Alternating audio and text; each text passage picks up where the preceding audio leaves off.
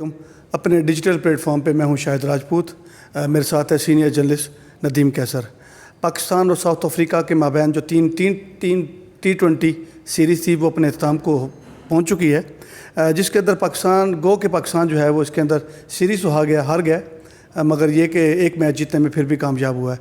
इस सीरीज़ को अगर हम देखें तो पाकिस्तान और जो मेंस के हवाले से मैं बात कर रहा हूँ, जो टेस्ट सीरीज़ हुई है बांग्लादेश के साथ, उससे तो कम से कम ये बहुत अच्छी कारकर्दगी रही है मेंस के हवाले से। जी नदीम कैसर, किस तरह देखते हैं आप इस सीरीज़ को, स्पेशली गर्ल्स क्रिकेट के फ़रोग़ के हवाले से और पाकिस्तान की कारकर्दगी के हवाले से? बिस्मिल्लाहिर्रहमानिर्रहीम। जी बहुत शुक्रिया मोहतरम शाह सदीक भाई। सबसे पहले तो यह है कि मुल्तान के लिए एक बहुत बड़ा इवेंट था, मेगा इवेंट था वीमेंस क्रिकेट के हवाले से, और काफ़ी अंडर डिस्कशन भी रहा, ना सिर्फ मुल्तान में बल्कि पूरे जनूबी पंजाब में। और जो लोग आए, फैमिलीज़ आई हैं पूरे जनूबी पंजाब से, उन्होंने मैचेस को देखा है। और जुम्मे का दिन के बावजूद भी जो है ना रश तवक्को से ज़्यादा था।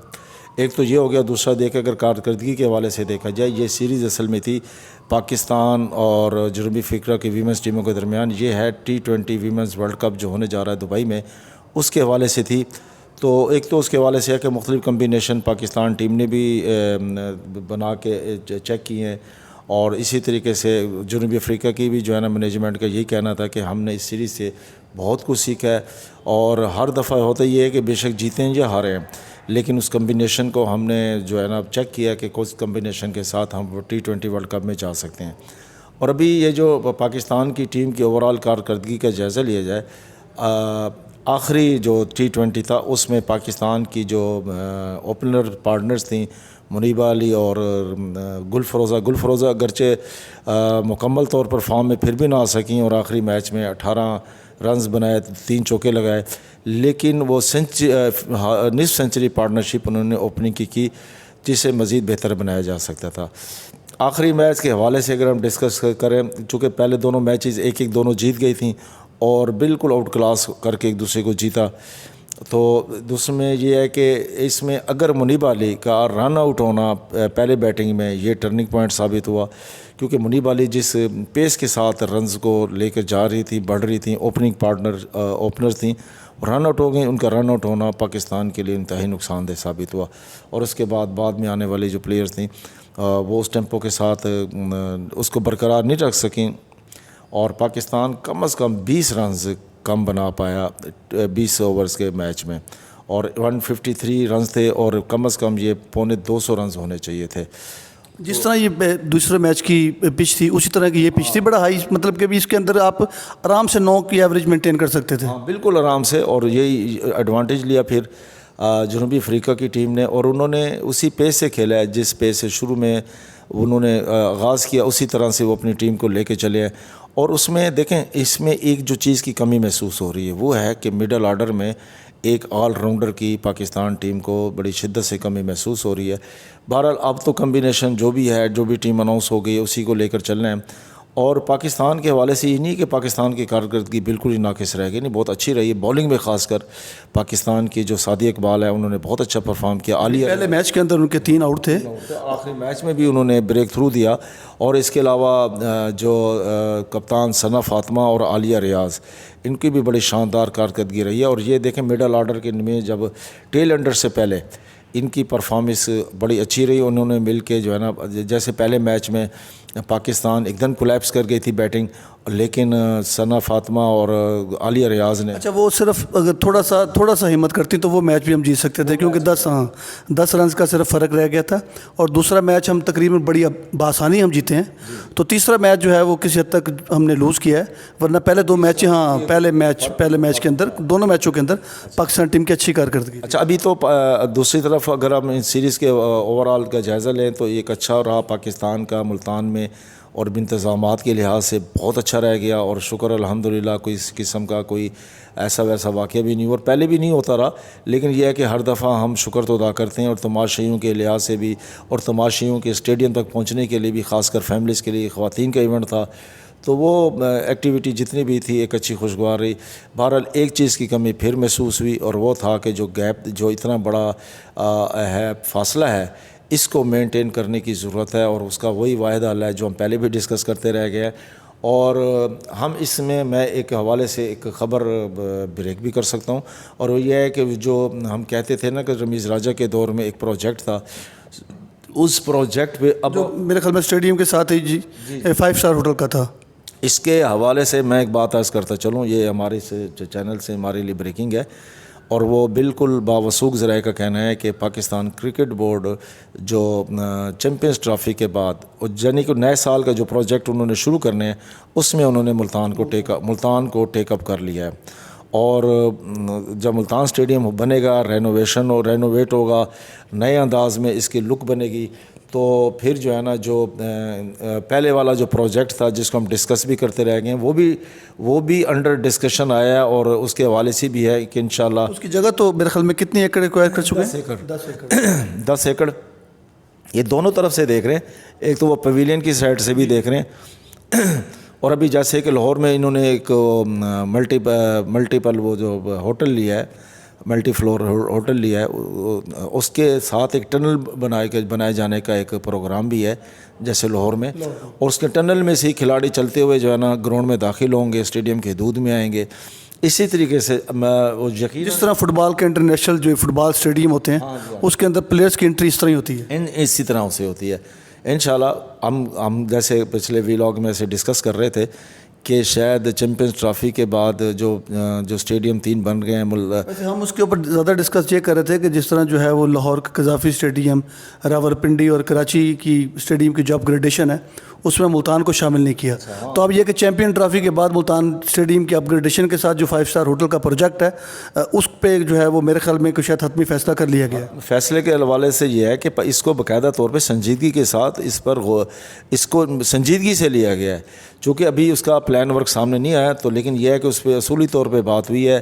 اور ملتان چونکہ جنہوں نے مجھے بتایا انہوں نے کہا کہ نام نہ لیں تو بہتر ہے. اس کے اوپر سنا ہے کہ PC1 کے اوپر کام بھی ہو رہا ہے، PC1 پہ کام اور ظاہر ہے، اور اہلیان ملتان، اور صرف اہلیان ملتان بلکہ جنوبی پنجاب بھر کے لیے جو ہے نا بڑی خوشخبری ہوگی.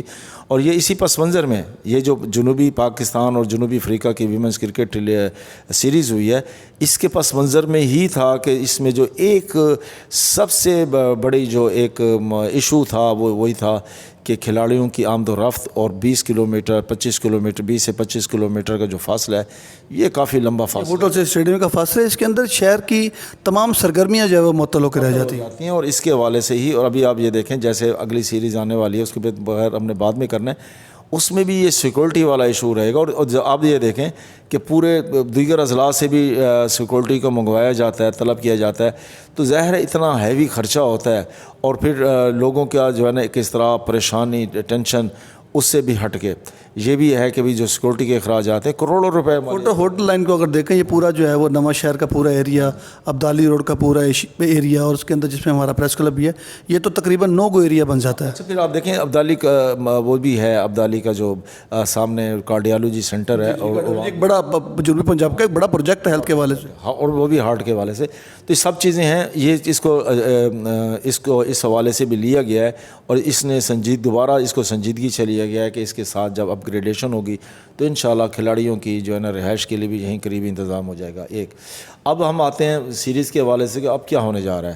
سیریز کے حوالے سے اب یہ ہے کہ اب تک جنوبی افریقہ اور پاکستان کے درمیان جو میچز ہو چکے ہیں وہ 25 ہو چکے ہیں، اور دونوں ٹیموں نے 23 ہو چکے ہیں، جس میں سے 24، جس میں سے 23 اپنا 13 جیتے ہیں جنوبی افریقہ نے، اور 11 ملتان نے جیتے ہیں، پاکستان نے جیتے. اچھا اس حوالے سے دیکھا جائے تو پاکستان کا ساؤتھ افریقہ کا ریکارڈ جو ہے پاکستان کے اس حوالے سے بہت اچھا ہے. یہ سیریز بھی پاکستان وومنز نے بہت اچھی کھیلی ہے. اگر آپ T20 رینکنگ میں دیکھیں تو ساؤتھ افریقہ کا میرے خیال میں 5واں نمبر ہے اور پاکستان کا 8واں نمبر ہے. تو یہ بڑی اہم سیریز تھی، اور دونوں ٹیموں نے اس میں یہی سوچ رکھا تھا کہ دیکھیں سیریز میں یہ کہیں نہیں لگا کہ یہ جو ہے نا ازمائشی قسم کی سیریز ہے. ظاہر ہے انٹرنیشنل T20 سیریز تھی، اس میں دونوں ٹیموں کی کھلاڑیوں نے بالکل جان لڑائی.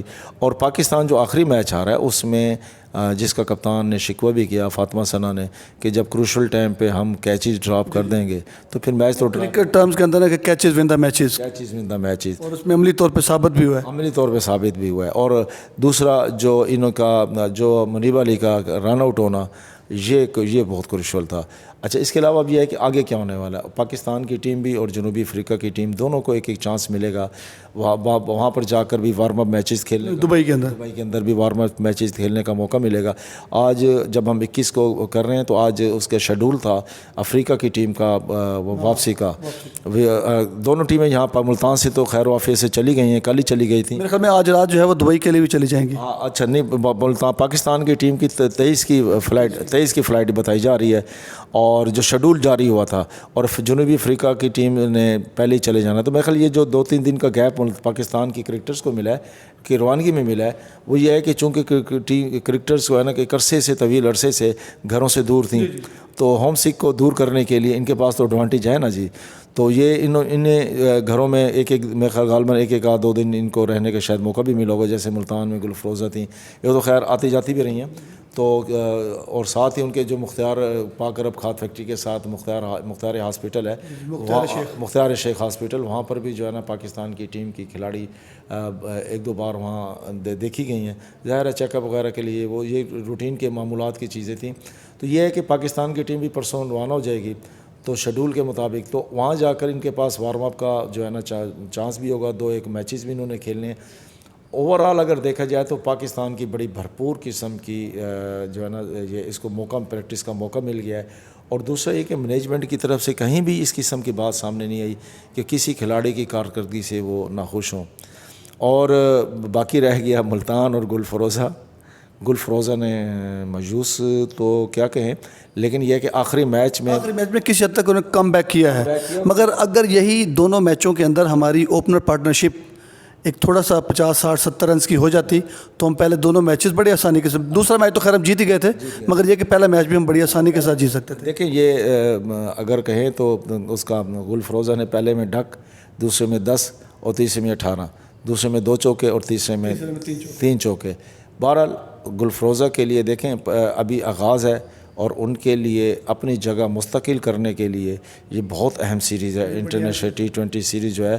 اور دیکھیں دبئی میں جا کر کھیلنا, اور وہ آلموسٹ پاکستان سے ملتا جلتا موسم, یقیناً گرمی کا لیول تھوڑا سا زیادہ ہوگا, لیکن ظاہر ہے وہاں کا جو ماحول ہے سب کچھ ہے. اور کرکٹر کے لیے تو نہ سردی ہوتی ہے, کھلاڑی کے لیے نہ سردی ہوتی ہے نہ گرمی ہوتی ہے. اس کے مطابق ہی پاکستان کی ٹیم کو بھی اور افریقہ کی ٹیم کو بھی جو ہے نا بہترین موقع ملا ہے, اور انشاءاللہ پاکستان کی ٹیم کچھ کر کے دکھائے گی. جی بالکل, پاکستان ٹیم کچھ کر کے دکھائے گی. ویسے جو توقعات تھیں اس طرح ہم سیریز جیتنے کے خواہاں تھے, مگر پاکستان ٹیم جو ہے وہ سیریز تو نہ جیت سکی, مگر یہ کہ اپنی اچھی کارکردگی سے تمام شائقین کو اور مایوس بھی نہیں کیا. اور کھلاڑیوں کی کارکردگی اور کمبینیشن سے امید کی جا سکتی ہے کہ پاکستان جو ہے وہ آنے والے وقتوں کے اندر ورلڈ کپ کے اندر اسپیشلی بہت اچھا کھیل کا مظاہرہ کرے گی. اسی کے ساتھ اجازت دیجیے, رب رکھا.